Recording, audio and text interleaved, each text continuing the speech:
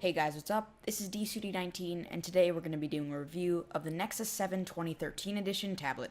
I'm by no means the first YouTuber to be making a review on the Nexus 7.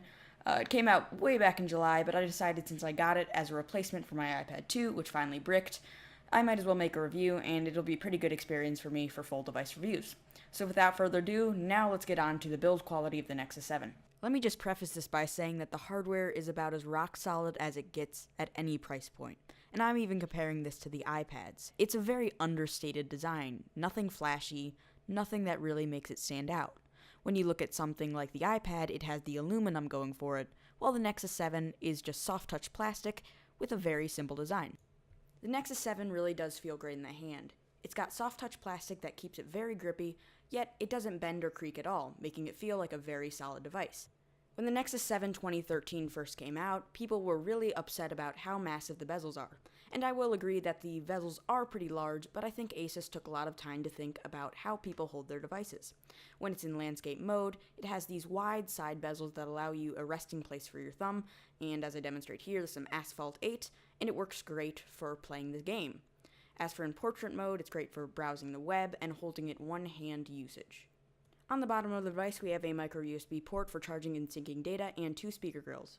On the right of the device, we have a microphone, volume rocker, and power button, and those buttons do feel very good. They're not too squishy and don't have a lot of wiggle room at all.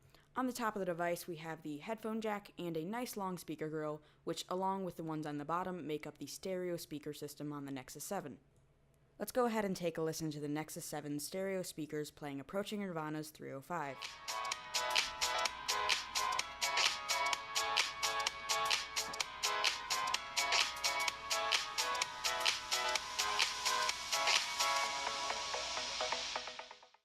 The speakers on the Nexus 7 are actually pretty good.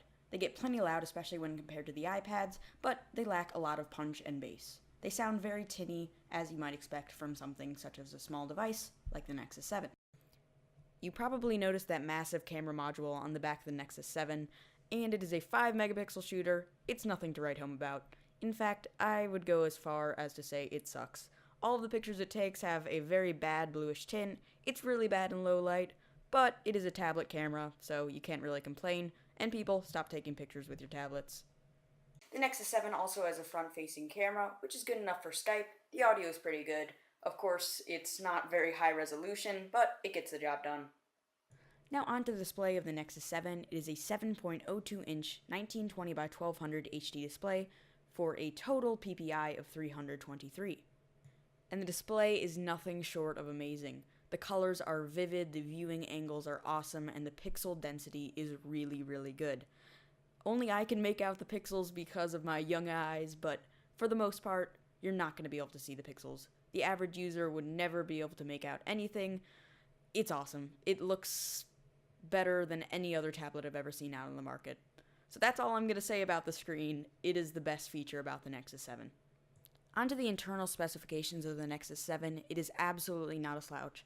Packing a 1.5 GHz Qualcomm Snapdragon S4 Pro quad-core processor, an Adreno 320 GPU clocked at 400 MHz, and 2 GB of RAM, it packs some really, really great specs for the price point. I rarely felt lag in the Android UI, the whole experience was very, very smooth, and coupled with those 2 GB of RAM, I was also able to run a lot of programs in the background. Browser performance is exceptional, a massive, massive upgrade from my iPad 2. Zooming in worked great, scrolling, all smooth, and even GIF-heavy sites such as Tumblr or Reddit worked fine. Gaming is also great on the Nexus 7 thanks to the Adreno 320 GPU, the same GPU used in Snapdragon 600s.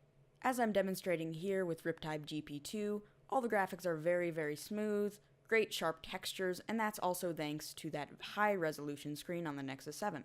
I did notice some occasional lag in the opening sequences of Asphalt 8, but I have a feeling that is to do with optimization, if anything. The only place where I see performance concerns on the Nexus 7 are in the Gallery app.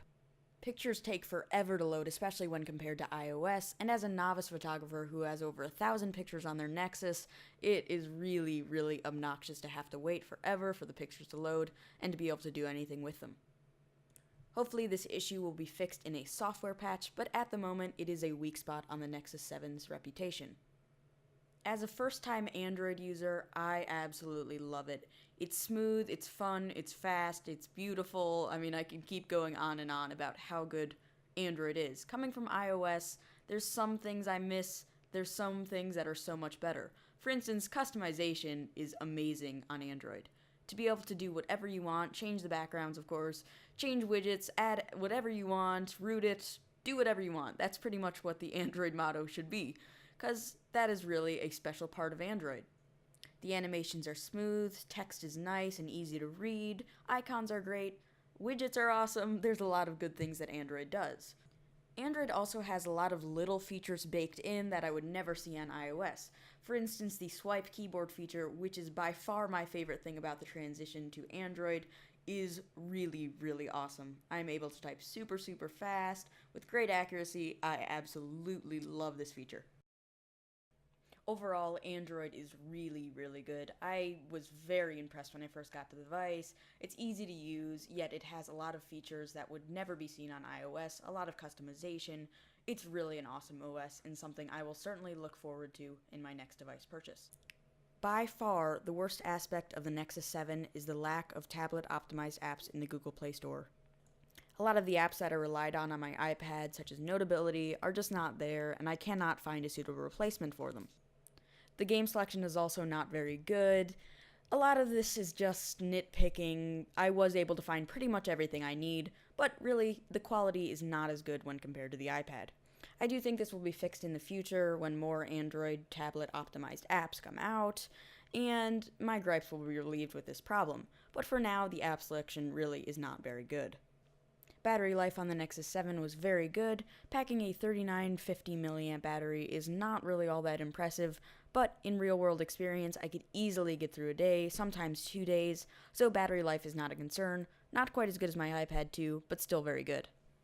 So on to my final impressions of the Google Nexus 7, and I am going to go ahead and flat out say it that this is the best tablet that money can buy right now.